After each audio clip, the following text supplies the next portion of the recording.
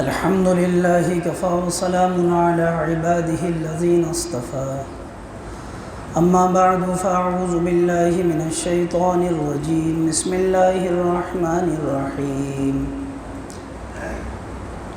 إن الذين جاءوا بالإفك عصبة منكم لا تحسبوه شرا لكم بل هو خير لكم صدق الله العظيم وقال رسول الله صلى الله عليه وسلم كل أمتي يدخلون الجنة إلا من أبى قالوا يا رسول الله من يأبى قال من أطاعني دخل الجنة ومن عصاني فقد أبى أو كما قال عليه الصلاة والسلام۔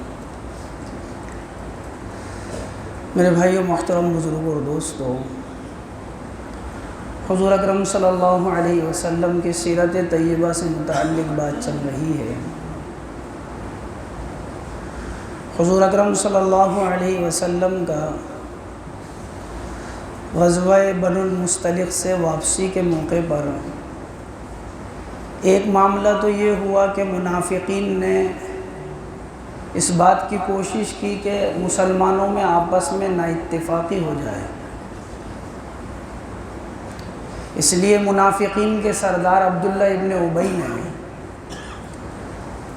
لوگوں سے یہ بات کہی کہ ہم عزت والے مدینے میں جا کر یہ جو مہاجرین آئے ہیں نعوذ باللہ ان ذلت والوں کو نکال دیں گے۔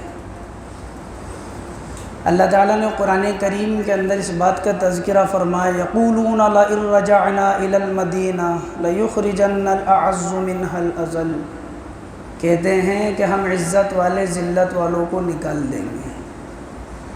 سمجھائیں، آپ بتائیں ان کو، وَلِلَّهِ الْعِزَّةُ وَلِرَسُولِهِ وَلِلْمُؤْمِنِينَ، کہ عزت اللہ کے لیے ہے، رسول کے لیے ہے، ایمان والوں کے لیے ہے، منافقوں کے لیے کوئی عزت نہیں ہے، سمجھتے نہیں ہیں یہ لوگ۔ دوسرا معاملہ، بنو المصطلق سے واپسی کے وقت میں ایک اہم واقعہ پیش آیا۔ اللہ رب العزت نے قرآن کریم میں اس کا تذکرہ فرمایا ہے 18ویں پارے کے اندر۔ اللہ کے نبی علیہ السلام جب اللہ کے راستے میں جاتے تو جس طرح مرد اللہ کے راستے میں جاتے تھے، عورتیں بھی اللہ کے راستے میں جاتی تھی، دور نبوت سے ثابت ہے یہ چیز۔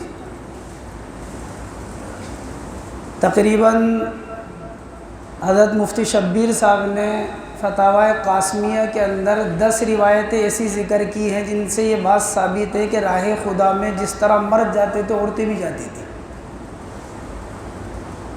تو اس موقع پر اللہ کے نبی علیہ السلام کے ساتھ اماں عائشہ رضی اللہ تعالیٰ عنہا تھی۔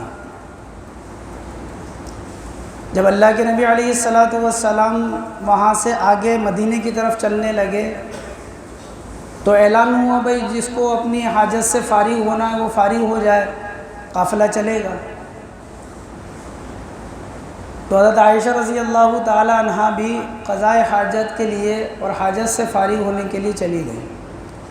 قافلے کی روانگی کا وقت تھا، پردے کا حکم نازل ہو چکا تھا۔ اونٹ کے اوپر جو کجاوا رکھا جاتا ہے اس کے اوپر پردے ڈلے ہوئے ہوتے تھے، تو جب آگے سفر کرنا ہوتا تو صحابہ کرام اس کو اٹھاتے اونٹ پر رکھ دیتے اور اونٹ کو ہکا دیتے۔ تو جیسے ہی قافلہ روانہ ہونے لگا تو صحابہ نے سمجھا کہ یہ جو کجاوا ہے، ہودج ہے، اس کے اندر حضرت عائشہ رضی اللہ تعالیٰ عنہ موجود ہے۔ اس وقت کے اندر حضرت عائشہ رضی اللہ تعالیٰ عنہ وزن کے اعتبار سے کمزور تھی، بعد میں آپ کا وزن بڑھ گیا تھا لیکن اس وقت کمزور تھی۔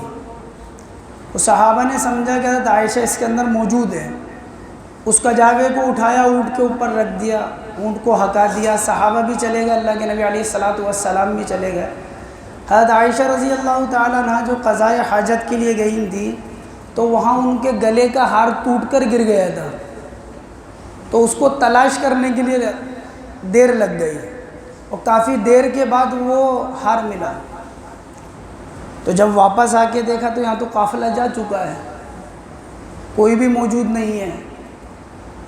تو حضرت عائشہ رضی اللہ تعالیٰ عنہ انتہائی عقل کے اعتبار سے، فہم کے اعتبار سے اعلیٰ صلاحیت کی مالک تھی۔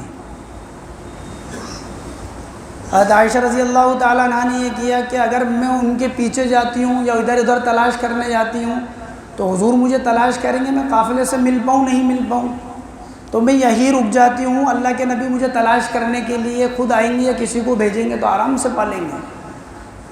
اما عائشہ رضی اللہ تعالیٰ عنہ وہیں بیٹھ گئی، بیٹھی رہی، نیند کا غلبہ ہوا، آپ نے چادر کو اپنے چہرے کے اوپر ڈالا اور آپ لیٹ گئی۔ ایک صحابی حضرت صفوان بن معطل رضی اللہ عنہ، ان کے ذمے یہ کام تھا جب قافلہ روانہ ہو جائے تو پیچھے سے دیکھتے ہوئے آتے تھے کہ قافلے کا کوئی سامان، کسی کا لوٹا، کسی کی کوئی اور چیز، کوئی سامان تو نہیں رہ گیا، وہ سامان کو سورتے ہوئے لے کر آتے، قافلے والوں کو پہنچاتے تھے۔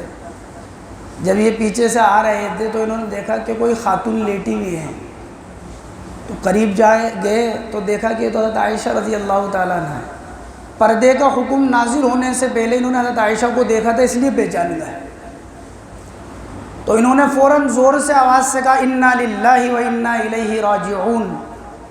حضرت عائشہ رضی اللہ تعالیٰ عنہ کی آنکھ کھل گئی، آپ نے فوراً پردہ کیا، انہوں نے اپنے اونٹ کو بٹھایا، حضرت عائشہ رضی اللہ تعالیٰ عنہ اس کے اوپر بیٹھی، انہوں نے نکیل پکڑے اور آگے چلے، قافلے سے ملا دیا۔ جب حضرت عائشہ رضی اللہ تعالیٰ عنہ قافلے سے جا کر ملی ہیں، ان صحابی نے پہنچایا، تو میں نے ذکر کیا تھا کہ اللہ کے راستے میں جس طرح ایمان والے جاتے تھے دکھلانے کے لیے، منافقین بھی جاتے تھے۔ منافقین کا سردار عبداللہ بن ابی، ایک حرکت تو اس نے وہاں پر یہ کری کہ مسلمانوں میں آپس میں نہ اتفاقی، دوسرا موقع اس کو یہ ملا، حضرت عائشہ رضی اللہ تعالیٰ عنہ کے اوپر اس نے تہمت لگائی، الزام لگایا، اور اتنا اس کا چرچا کیا، اتنا چرچا کیا کہ چند بھولے مسلمان بھی اس کے اندر شریک ہو گئے، گنتی کے 2-3 کے نام تذکرہ آتے ہیں، کیونکہ جب کسی بات کا تذکرہ ہوتا ہے اور کثرت سے اس چیز کا تذکرہ ہوتا ہے تو کوئی نہ کوئی تو اس چکر میں آ ہی جاتا ہے۔ اللہ کے نبی علیہ الصلوۃ والسلام کو جب اس بات کا علم ہوا کہ ایسا ایسا چرچا ہو رہا ہے، ایسی ایسی بات ہو رہی ہے کہ حضرت عائشہ کے اوپر تہمت لگائی گئی، تو اللہ کے نبی کو بڑا غم ہوا، مدینہ قافلہ پہنچ گیا، آپ کو بڑا رنج، بڑا غم۔ حضرت عائشہ رضی اللہ تعالیٰ عنہ فرماتی ہیں اللہ کے نبی میرے پاس آتے تھے، میرے سے پوچھتے کہ عائشہ تو کیسی ہے، تو میں کہتی کہ ٹھیک ہوں، آپ واپس چل جاتے، گھر میں نہیں رکتے تھے۔ میں دیکھ رہی ہوں کہ اللہ کے نبی کا یہ مزاج یہ کیسے تبدیل ہو گیا، راہ خدا میں گئی تھی، اس سے پہلے بات کچھ تھی، انتہائی محبت آپ علیہ الصلوۃ والسلام کی میرے ساتھ تھی، اور یہ کیا معاملہ ہے، اور تقریباً 1 مہینہ ایسا گزرا۔ حضرت عائشہ سوچ میں بیمار پڑ گئی، قضائے حاجت کے لیے ایک صحابی ہیں حضرت مصطح رضی اللہ عنہ، ان کی والدہ کے ساتھ جا رہی تھی، تو جو ان کی والدہ تھی ام مصطح، ان کا خود کی چادر میں پیر پڑا تو وہ گر گئی، تو ان کی زبان سے نکلا کہ مصطح ہلاک ہو جائے، اپنے بیٹے کے لیے کہا۔ حضرت عائشہ نے کہا کیا کہہ رہی ہو، اپنے بیٹے کے لیے ہلاکت کی بد دعا کر رہی ہو؟ تو کہنے لگی عائشہ کہ تجھے علم نہیں ہے کہ منافقین نے ایسی ایسی خبر اڑائی اور میرا بیٹا بھی اس میں شریک ہو گیا، میرے بیٹے نے بھی وہ بات کہی جو لوگوں نے کہی۔ تو اس وقت حضرت عائشہ رضی اللہ تعالیٰ عنہ کو علم ہوا کہ میرے بارے میں ایسی بات ہے، پھر سمجھ میں آیا کہ اللہ کے نبی علیہ الصلوۃ والسلام کا یہ معاملہ میرے ساتھ کیوں ہے۔ اللہ کے نبی علیہ الصلوۃ والسلام صحابہ سے الگ الگ مشورہ کر رہے ہیں۔ حضرت اسامہ بن زید گھر کے آدمی تھے، اللہ کے نبی علیہ السلام نے پوچھا اسامہ تیری کیا رائے ہے، عائشہ کے بارے میں کیا کہتا ہے؟ حضرت اسامہ رضی اللہ عنہ کہنے لگے اللہ کے نبی وہ نیک عورت ہیں، پاک عورت ہے، پاک دامن ہے، میری رائے ان کے بارے میں یہی ہے۔ حضرت علی رضی اللہ عنہ سے پوچھا کہ علی تمہاری کیا رائے ہے؟ حضرت علی نے کہا کہ میری ان کے بارے میں بہتر رائے ہے، بریرہ ان کی خادمہ ہے، آپ ان سے معلوم کر لیں۔ حضرت عمر رضی اللہ عنہ نے جیسے ہی سنا کہ حضرت عائشہ کے بارے میں ایسا کہا جا رہا ہے، یوں کہنے لگے ھذا بہتان عظیم، تو بہت بڑا بہتان لگا رہے ہیں عائشہ کے اوپر۔ یہ صحابہ کی رائے تھی الگ الگ۔ اما عائشہ رضی اللہ تعالیٰ عنہ کو جب علم ہوا تو اللہ کے نبی علیہ السلام سے کہنے لگی کہ حضور میں یہ چاہتی ہوں کہ میں اپنی والدہ کے چلی جاؤں۔ آپ نے فرمایا کہ عائشہ چلی جاؤ۔ اللہ کے نبی علیہ الصلوۃ والسلام کی اجازت سے وہ اپنی والدہ کے گھر چلی گئی، اپنی ماں سے کہنے لگی، ام رومان ان کی والدہ کا نام ہے، کہنے لگی اماں ایسی ایسی بات میں نے سنی ہے، لوگ ایسا ایسا کہہ رہے ہیں، کیا معاملہ ہے؟ ماں نے تسلی دی، دیکھ بیٹا، جو بیوی شوہر کی منظور نظر ہوا کرتی اس کے لیے ایسی باتیں ہوا کرتی، تو تسلی کر، اللہ تعالیٰ اس معاملے کے اندر برات نازل فرمائیں گے، اللہ کوئی نہ کوئی احکامات نازل فرمائیں گے اس بارے میں۔ حضرت عائشہ فرماتی ہیں وہ رات میرے اوپر ایسی گزری کہ ایک پل مجھے چین نہیں آیا اور سکون نہیں آیا، اور پوری رات میری آنکھوں سے آنسو گرتے رہے۔ نبی کی بیوی، اور لوگوں نے بہتان لگانے میں ان کو بھی نہیں چھوڑا، میں اور آپ کیا ہے، پاک دامن بیوی، پوری رات روتی رہی۔ دوسرا دن آیا، دوسرے دن پھر روتی رہی۔ اماں عائشہ فرماتی ہے میں اتنا روئی کہ میری آنکھوں سے آنسو خشک ہو گئے۔ اللہ کے نبی علیہ الصلوۃ والسلام ہمارے گھر تشریف لے کر آئے، اور آپ نے مجھے بلایا، مجھ سے کہا عائشہ اگر تو بری ہے تو مجھے وہ بتا، اور اگر تجھ سے کوئی غلطی ہو گئی تو مجھے وہ بتا۔ تو حضرت عائشہ نے اپنے والد حضرت ابوبکر صدیق رضی اللہ عنہ سے کہا کہ ابا میری طرف سے آپ ان کو جواب دیں اللہ کے نبی کو۔ ابوبکر نے کہا بیٹا میں حضور کے سامنے کیا بولوں؟ والدہ سے کہا کہ اماں آپ بولیں میرے لیے۔ ان کی والدہ کہنے لگی بیٹا میں حضور کے سامنے کیا بولوں گی؟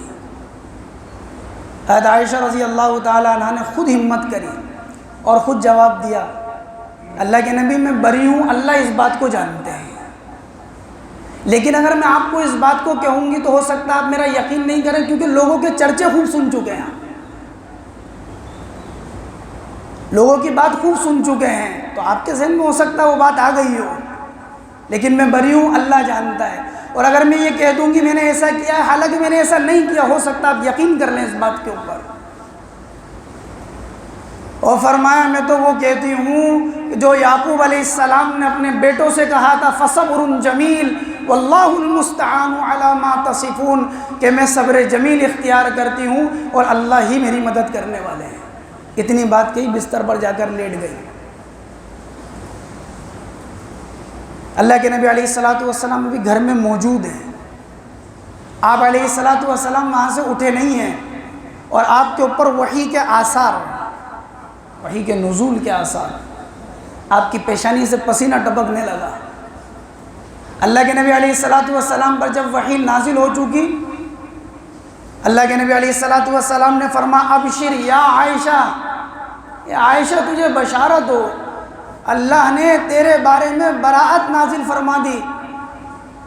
حضرت عائشہ کی والدہ نے کہا ام رومان رضی اللہ عنہ نے کہ جاؤ عائشہ اللہ کے نبی سے جا کر ملاقات کرو اور آپ سے ملو، بشارت دے رہے ہیں آپ کو۔ حضرت عائشہ اتنی غمزدہ تھی، کہنے لگی کہ اس موقع پر میں صرف اور صرف اللہ ہی کا احسان کروں گی، اللہ ہی کا احسان مانوں گی۔